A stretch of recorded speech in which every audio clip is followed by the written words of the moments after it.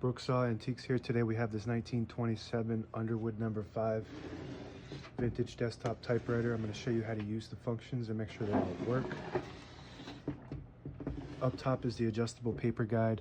It helps you guide the page in straight, and I'm going to line that up with the left paper finger, which also has a guide that helps feed the paper in, and the right side as well. So you want to line those up to be about the same length of the page you're loading.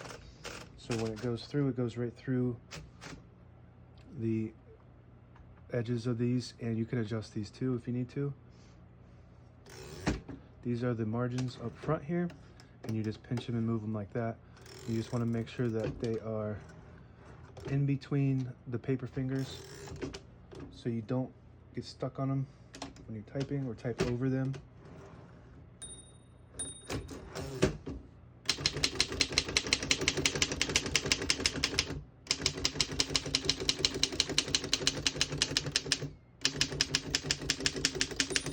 Once you hear the bell, you're at the end of the margin. You hit this line space, gets you back to the beginning, and skips 1, 2, or 3.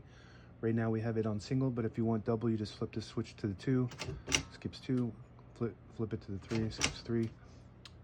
That works good. We're going to keep it on single and continue typing.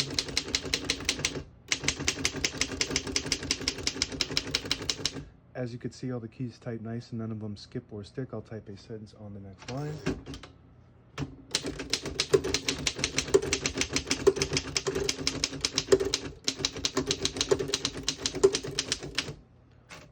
Very nice type of machine. I'm amazed at how nice this functions for being so old, almost 100 years old. And this model was the first model that was called a visible writer, that you could see what you're typing. Before that was the Remington Understrike, which you couldn't see what you're typing until you feed the paper out. So this revolutionized the typewriter industry, and this dominated the market for over 30 years. To pull the page out easy, you flip that switch on the right side with my fingers down, and it unlocks the rollers underneath the platen, allowing you to pull the page out easy or load thicker paper like carbon copy or cardstock. Make sure you flip that up before you load the next page, or else it won't load correctly. Backspace on the top left here, that works good. Shift on each side and the shift lock on the right. To clear that, you just hit the shift button on the left. Color selector switch up top on the right here. If you have it all the way to the left, there's a blue marker there. It'll print the top portion of the ribbon.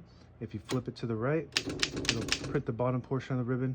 Right now we have it a solid black ribbon, so we're going to keep that on to the left. Some ribbons have, you can see the ribbon in there. Get the lighting on. They have a black on the top and red on the bottom, and that's where you would want to change that.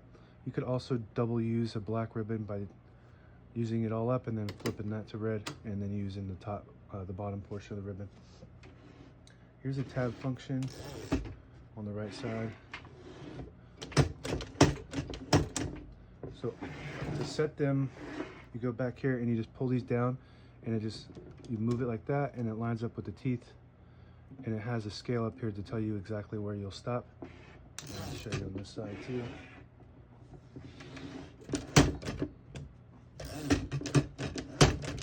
Stops at each one of those tabs. That works good.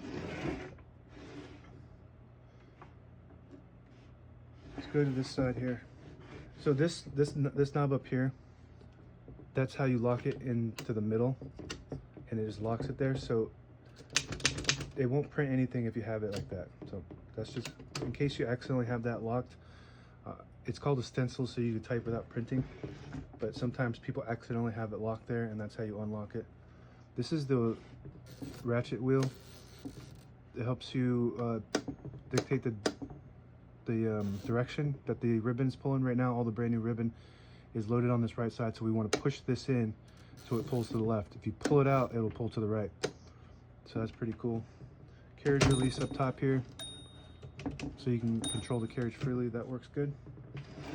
And this little switch here, if you flip it up, it'll disable the spacing when you turn the knob, so you can get to the exact spot on the page. If you flip it down, you hear those clicks. Each one of those clicks is a space, and also the same concept. If you pulled out this knob, it'll do the same thing. Push it in, you hear those clicks. Each one of those clicks is one space. And that's it. Now available on eBay or Etsy. Search Brooksaw Antiques.